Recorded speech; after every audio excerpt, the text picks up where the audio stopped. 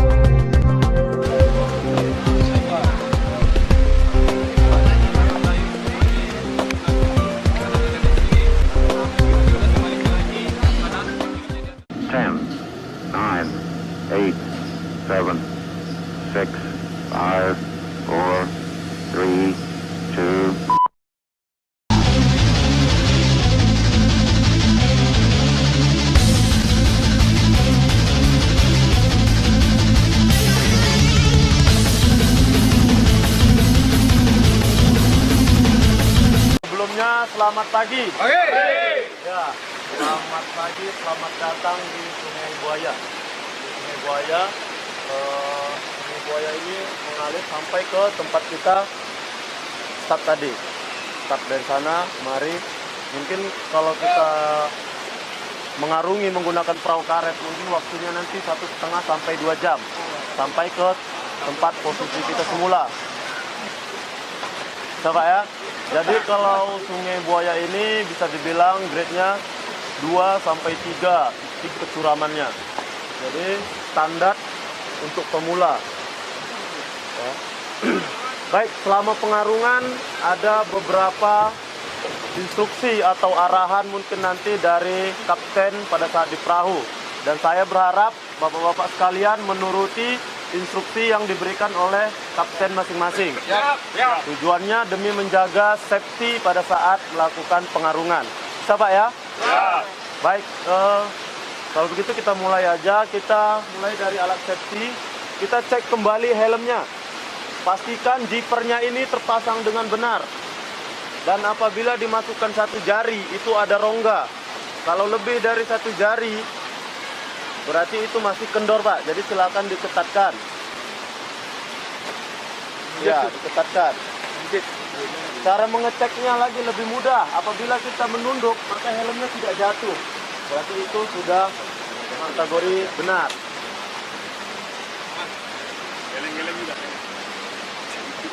Selanjutnya pelampung. Nah, ini cek pelampungnya. Pastikan zipper-zippernya itu terpasang semua. Di situ ada 4 zipper.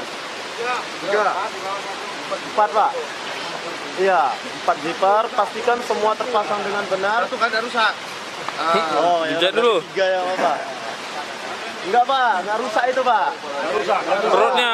Iya. Perutnya kebesaran, Pak.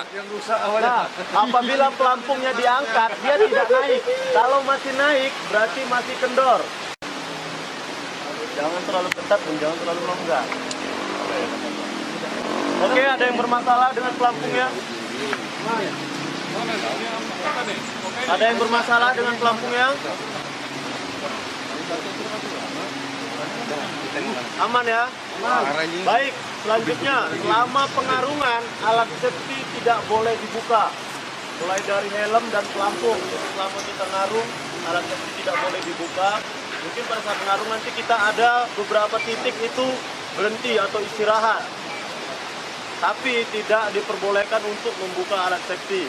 Nah, apabila perahu terbalik atau terlempar dari perahu, itu adalah bagian dari arung jeram. Ya, jadi kalau perahu terbalik, terjatuh dari perahu, itu bagian dari arung jeram. Itu sering terjadi. Ya, Itu sering terjadi. itulah permainan. Nah, mungkin ada tidak. Jadi gini dia, kalau itu terjadi, mungkin ada kesalahan dari kru sendiri. Nah, mungkin gayungannya kurang kompak, seperti itu. Tapi jarang terjadi kecuali memang di request. Ada tim itu yang meminta. Mau request? Iya. Ada yang mau minta balik-balik. Nah, jadi apabila perahu terbalik atau terjatuh dari perahu, hal yang pertama dilakukan, ya, hal yang dilakukan, yang pertama itu jangan panik Pak. Kenapa? Karena kalau kita panik, kita nggak akan bisa lagi berpikir dengan normal. Apa yang harus kita lakukan? Nah, yang pertama jangan panik, kemudian buka kedua matanya. Ya, kenapa? Karena nanti takutnya pada saat perahu terbalik, kita masuk di dalam perahu. Nah, masuk di dalam perahu itu ada rongga, kita bisa bernapas. Nah, yang jadi masalahnya tim rescue itu sulit untuk menyelamatkan kita karena dia tidak tahu posisi kita di mana. Ya, jadi buka kedua matanya, keluar, cari tempat yang terang. Nah, kenapa tim rescue udah ada di depan? Jadi supaya mempermudah.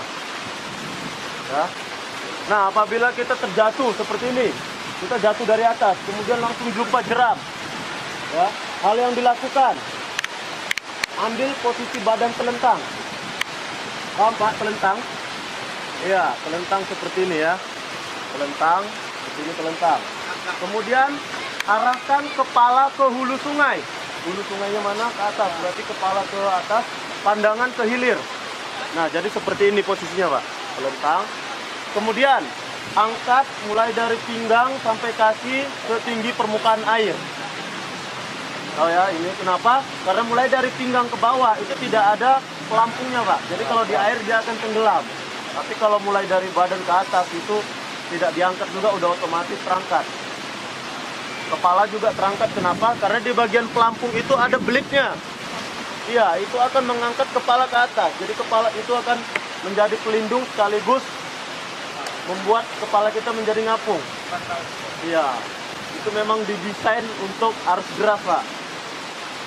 Ya, angkat kaki tinggi permukaan air, kemudian berenang aktif. Berenang aktif, tahu maksudnya pada saat kita nganyut, contohnya ada batu di depan. Kita bisa gunakan kaki untuk menolak batu itu. Paham ya?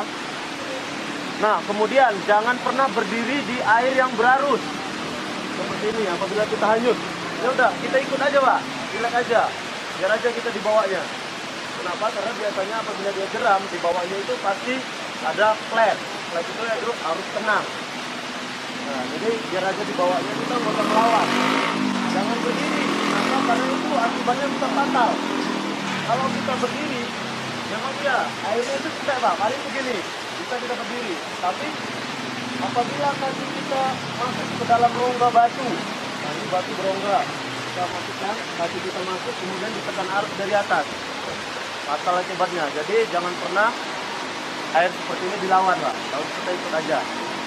Oke? Paham ya? Ada pertanyaan sejauh ini? Cukup ya. Selanjutnya dayung. Perhatikan atau pedal. Cara memegangnya.